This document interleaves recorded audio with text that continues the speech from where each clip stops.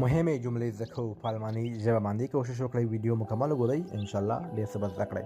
وای زما کلی چیرته ده. اکثره مونږ په یو ملګرو سره اوسېږو په یو کور کې مونږ اکثره کلی پاتې وي.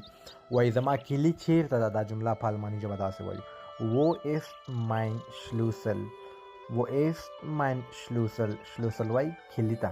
د مثال په توګه زه ورته وایم ستا کلی په میز باندې ده.